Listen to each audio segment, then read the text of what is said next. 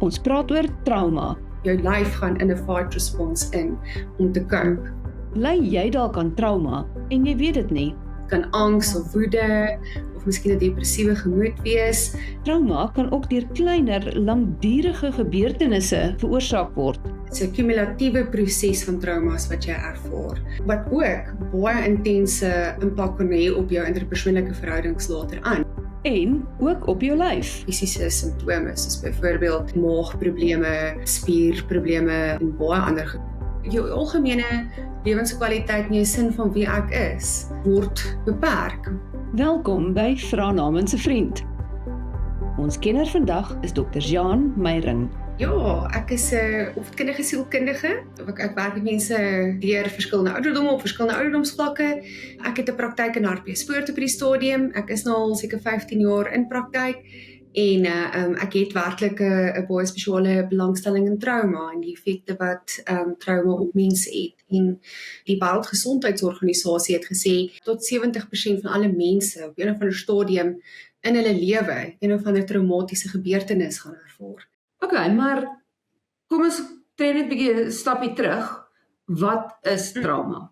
Trauma is kan 'n fisiese gebeurtenis wees wat plaasvind, wat ons almal eintlik maar trauma ken. Of dit kan, jy weet, 'n reeks van gebeurtenisse of spesifieke verhoudings wees waarin jy jouself bevind. Maar dit gaan nie noodwendig so seer oor die gebeurtenis wat plaasvind nie, want daar is baie verskillende. Dit gaan oor die impak wat dit het op jou lyf en meer spesifiek jou senuweestelsel.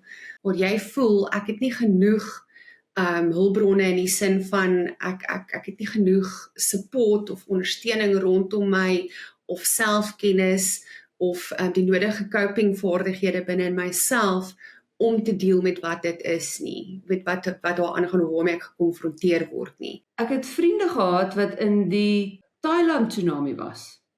En die klank van die tsunami nog daarna en tye daarna, die klank het hulle uitgefreek. As hulle goed hoor wat soos dit klink, dan begin hulle hardloop. So wat gebeur? Hoe werk daai trauma dan in jou lyf? Die gedeelte wat met trauma te doen het, is 'n baie primitiewe gedeelte van die brein. Dit veg vir jou oorlewing, né? So as jy in 'n trauma situasie of 'n gebeurtenis is, dan omdat dit so oorweldigend vir jou is in daai oomblik en dit moeilik is om half sin te maak daarvan in daai oomblik, reageer dit deur om jou net veilig te hou, nie? In daai oomblik. Okay. So daai primitiewe gedeelte van die brein skop dan op dadelik in. En dit is ook waar ons fight, flight, freeze, fawn respons vandaan kom. So met ander woorde, in daai oomblik sê jou brein vir jou, ek moet nou regkom, ek moet nou survive, met ander woorde, ek gaan nou doen wat ek moet doen om hier so okay te wees. Maar omdat dit 'n primitiewe gedeelte van die brein is en nie noodwendig baie goed ontwikkel is nie, is dit daar nogal 'n geneigtheid vir daai ervarings om daar vas te sit. Met ander woorde, hy gaan nie mooi deur na die ander gedeeltes van die brein wat meer te doen het met rasionele denke nie. En die probleem is, alle inligting wat jy prosesseer, het altyd dis 'n bottom-up approach. Met ander woorde, dit gaan van deur die primitiewe gedeelte van die brein tot die rasionele gedeelte as ek nou probeer sin maak van wat rondom my aangaan. So as ek in so 'n traumatiese gebeurtenis was, soos jou vriende byvoorbeeld, ek bedoel, dit is verskriklik, hulle moes maar gedoen het wat hulle kon om te survive op daai oomblik, en miskien het hulle soos half in 'n fight response gegaan, ek weet nie wat is die omstandighede nie, en elke keer as hulle 'n soortgelyke geluid hoor, al het dit niks te doen met, jy weet waartoe hulle gegaan het nie, skop dit in van daai primitiewe gedeelte van die brein. So alhoewel jy op 'n rasionele vlak kan weet, maar ek is nie nou in Thailand nie, dit is nie nou wat nou gebeur nie, is dit daai gedeelte van die brein wat dan outomaties inskop en dan op die einde van die dag vir jou sê, daar is gevaar. Dis hoekom 'n mens kyk dadelik daai fisiologiese simptome van jou hart klop verskriklik vinnig en jy kry sweaty palms en al daai goed, want dis letterlik jou lyf gaan in 'n fight response in om te cope, want dit sit daar vas. Okay, so dit gaan oor oorlewing. Ja. Ek dink enige iemand kan insien met 'n groot gebeurtenis, 'n leeu wat jou aanval, of dan nou 'n tsunami, maar ek het nie besef dat 'n mens kleiner traumaatjies kry nie. wat dieselfde impak kan hê. Dit hoef nie net 'n tsunami te wees wat trauma veroorsaak nie, nê? Ons maak eintlik daai diferensiasie tussen 'n big T en small T traumas, nê? So dit is nie te sê dat die small T traumas irrelevant is nie, hoe genaamd nie. Ek dink is maar net om te sê dat die big T trauma is soos hierdie events, soos hierdie gebeurtenisse, soos 'n tsunami. Maar die small T traumas wat jy het, is nie so, daar's nie so kenmerkende gebeurtenis wat plaasvind byvoorbeeld nie. Dit kan wees dat jy weet, op 'n lange duur blootstelling gehad het aan een of ander tipe van trauma, soos byvoorbeeld 'n kind wat groot word in 'n huis met ouers wat byvoorbeeld nie die nodige emosionele verbondenheid gee aan die kind nie. So met ander woorde, dit is 'n kumulatiewe proses van traumas wat jy ervaar, wat ook baie intense impak kan hê op jou interpersoonlike verhoudings later aan, nie, want daai kumulatiewe trauma wat jy ervaar sit ook in daai gedeelte van die brein vas. So as ek nou later in my lewe 'n romantiese maat ontmoet, jy weet, ander persoonlik in my professionele lewe met ander mense te doen het, jy weet, kan dit ook 'n impak hê op hoe jy hulle interpreteer en jou besluite maak. Soos jy sê, dis nie 'n groot gebeurtenis nie, maar die impak wat dit het, kan dieselfde wees, nê? So is dit nie die tipe traumas wat ongesens verbygaan nie, wat mense daagliks mee suffer nie? Ja, weet jy, ek dink baie keer gaan mense, soos ek nou gesê het, hierdie kumulatiewe trauma, veral as jy nou byvoorbeeld nou jonger is, ek dink jy raak half bietjie gekondisioneer, nê? En jy besef nie dat daai gedeelte van jou brein wat jou probeer laat oorleef het nie, het spesifieke oorlewingsstrategieë begin uitdink nie. So met ander woorde, as my ma, my pa, mense is wat die hele tyd aan mekaar is en ek is die een wat almal moes by mekaar gehou het as die oudste kind, kan ek nogals miskien later in ander verhoudings kan ek begin om te voel maar ek moet almal okay hou en ek moet seker maak dat ek vir almal daar is. En op die einde van die dag raak mense diep ongelukkig. Veral as jy nou 'n bietjie later in jou lewe is, dan wonder jy maar hoekom moet ek vir almal die hele tyd daar wees? Dit maak my ongelukkig. En dan baie keer, jy weet, as 'n mens dan terapie byvoorbeeld met hulle doen, dan kom jy agter maar dit was eintlik, jy weet, miskien ongeprosesseerde traumas van voorheen. En ek dink jy's reg. Ek dink met die kumulatiewe tipe van traumas, mense kom nie altyd vir terapie nie. So hoe algemeen is trauma in Suid-Afrika, in die Suid-Afrikaanse konteks? In Suid-Afrika waar ons sosio-ekonomiese omstandighede en waar ons jy weet die misdaadsyfer en dies meer toeneem, dat ek dink 'n baie groot gedeelte van ons kan trauma op baie verskillende vlakke ervaar. So alhoewel ons weet dat traumatiese gebeurtenisse en trauma wat mense ervaar as 'n gevolg van dit, jy weet, dikwels voorkom, is dit 'n klein gedeeltetjie wat eintlik, ek dink hulle sê dis 'n 3.5% gedeelte van die mense wat trauma ervaar wat op die einde van die dag posttraumatiese stresversteuring ontwikkel. Maar posttraumatiese stresversteuring is net een gedeelte daarvan en trauma kan op baie verskillende maniere manifesteer in 'n mens se lewe. Nou uit daai syfers uit, ek vra jy daarop nou 'n strikvraag, hoeveel mense kry behandeling vir trauma op die ou einde? Ja, Armin, dit is eintlik 'n baie hartseer storie. Ek dink dat baie min mense kry eintlik maar behandeling vir trauma en ek dink ja, dis tweeledig. In die eerste plek dink ek nie, daar's doodgewoon in Suid-Afrika byvoorbeeld nie genoeg hulpbronne nie. So met ander woorde, daar is nie genoeg beraders of sielkundiges of dis meer wat gekwalifiseerd is om mense by te staan nie. En in die tweede plek dink ek baie mense aanvaar dat dit waar hulle gegaan het, is dit waar hulle gegaan het, hulle cope, en rightfully so, of dit is so, as jy kan cope daarmee as dit kry, maar hulle soek eers later in 'n lewe behandeling daarvoor. Maar ek dink, ja, so daar is 'n klein gedeeltetjie wat ek dink eintlik toegang het tot die dienste om berading te kry.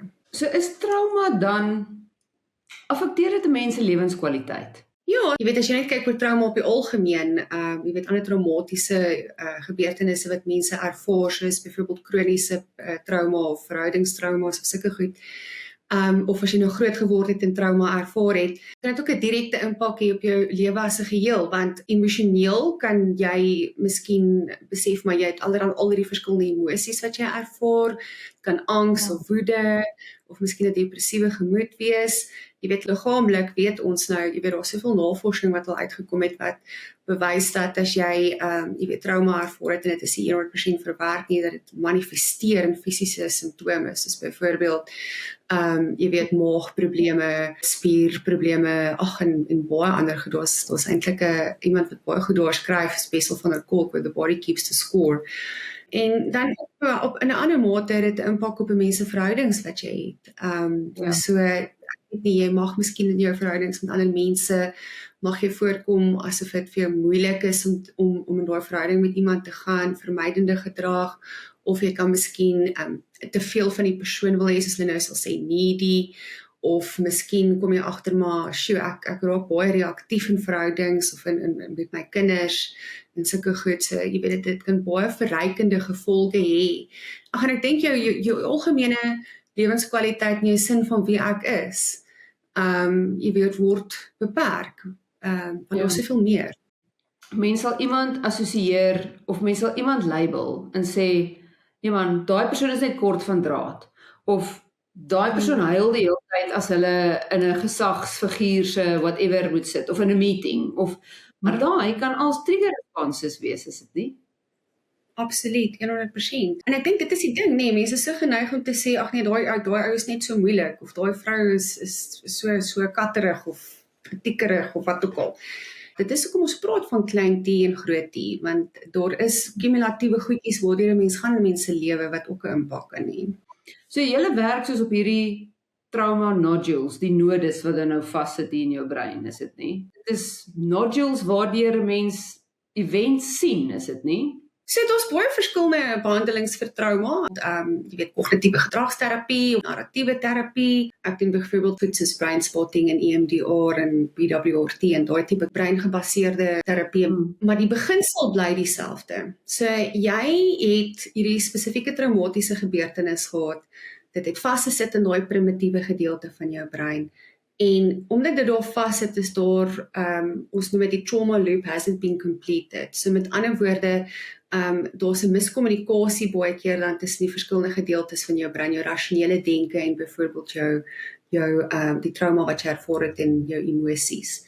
So wat jy wil doen is jy wil 'n punt bereik waar mense half konsolidasie kan bereik. So met ander woorde, dit is wat gebeur het. Dit is wat na die tyd gebeur het, nee, dit is hoe jy daai trauma nodule uitkry, en dit is waar ek nou tans is. So met ander woorde, ek is nie meer daar nie. So my primitiewe gedeelte van my brein hoef nie die hele tyd my te waarsku en hypervigilant en reaktief te wees wat rondom my aangaan nie. So daar's 'n konsolidasieproses wat plaasvind. Dit half nie vassit nie, dit meer geïntegreerd is. So jou reaksie, ja, wat jy probeer doen, is jy wil net bietjie 'n time delay sit tussen daai primitiewe gedeelte van die brein wat vir jou sê ding ding ding hier's gevaar, en jou rasionele gedeelte van die brein wat kan inskop en sê maar wow, hierdie is nie waar ons was los nie. Want as die trauma nie verwerk is nie, omdat dit nie voltooi is daai loop nie, gaan hy altyd vir jou sê maar dit wat ek nou hoor instinktief dadelik onmiddellik is waar ek was los. Dan is dit nie 'n instinktiewe ding wat gebeur nie. Dan kan jou rasionele gedeelte van jou brein eers inskop en sê, kom ons evalueer net bietjie wat hier so aangaan. Voordat ons besluit hierdie is 'n gevaarlike situasie. Trauma kan dan obviously lei tot uitbrand en stres, omdat jy die hele tyd in hierdie loop is. Jy kan dit nie klaarmaak nie. Absoluut. As ek 'n kar so moet ry in tweede rad die hele tyd gaan hy uitbrand. Dit gaan nie werk nie. So dit moet kan aangaan. Dis 100% ja. Nee, absoluut. Dit lei tot burn-out, uitbranding, sekerlik in ekstreme gevalle, jy weet 'n depressiewe gemoed, angstigheid, en ek dink ook dit kan maak dat jy net nooit bevrediging kry in jou lewe. Dis sekere goed nie. Jy weet, so jy sal baie keer mense kry en sê hulle vir jou, maar alles gaan so goed in my lewe en alles is lekker en so, maar ek is diep ongelukkig. En ek dink dat, jy weet, dit lei tot daai satisfaksie wat afneem ook. Dis interessant, ja, want dan sal ons nou vir iemand sê, hulle moan met die witbrood onder die arm, maar dis nie so eenvoudig soos dit nie, nê? Nee, dis glad nie so eenvoudig soos dit nie, en ek dink ook, jy weet, dit is 'n groot probleem, is dat baie keer wanneer mense hulle traumatiese ervarings, of dit nou gebeurtenisse is, of jy weet, meer langtermyn trauma met iemand anders te deel, is daar 'n geneigtheid om te sê, daarom het jy 'n kind, of daarom het jy 'n huis. Waarom het jy nog jou gesondheid, of jy weet, dit is daai tipe van goed, en ek dink die mense wat dit sê, bedoel dit op 'n baie mooi manier om die persoon op te kikker. Maar wat dit eintlik doen is, bevestig daai gedagte binne in daai mens, dat dit waar ek kla, is eintlik nie significant genoeg nie. So ek oordryf, of ek sit aan, of wat ook al. Okay, hier's 'n vraag vir jou. Mans en vrouens, het almal selfde hoeveelhede trauma wat ons sien in Suid-Afrika? Ek dink dit gaan baie oor die subkultuur of die kultuur waarin ons bly, nie. Daar word al van mans verwag om baie sterk te wees, en wat ek dikwels sien in die praktyk is, wanneer mans kom, is dit gewoonlik oor, jy weet, ek gebruik alkohol miskien te veel, of jy weet, hierdie goed val uit mekaar uit, en ek kan nie verstaan hoekom nie. So met ander woorde, ja, hulle ervaar die trauma. Ek dink net daar word al vir hulle gesê, maar hulle mag nie dit uitbeeld nie. Wat eintlik regtig, jy weet, 'n baie groot probleem is. Want ek sit nou en dink, ek het statistieke gesien verlede jaar, waar hulle gesê het dat jy weet, as mens nou kyk na persentasies, is daar baie meer mans nou wat selfmoord pleeg, of selfdood as vrouens. So ek dink dit is daai, ek mag nie daar praat nie, ek mag nie wys dat ek weak is, of dat ek 'n swak punt het nie. Wat baie hartseer is. So, hoe weet ek dan dat ek aan trauma ly? So, ek het geen groot event in my lewe gehad nie, hoe weet jy dan, shit, hierdie is trauma simptome? Ja, ek dink as jy 'n bietjie introspeksie doen, en jy kom agter dat, jy weet, sekere gedeeltes van my lewe werk nie so goed saam nie, of ek ken nie myself in hierdie goed wat ek doen nie. Of met ander woorde, ek kom agter, jy weet, ek is baie meer sensitief oor goed as ander mense.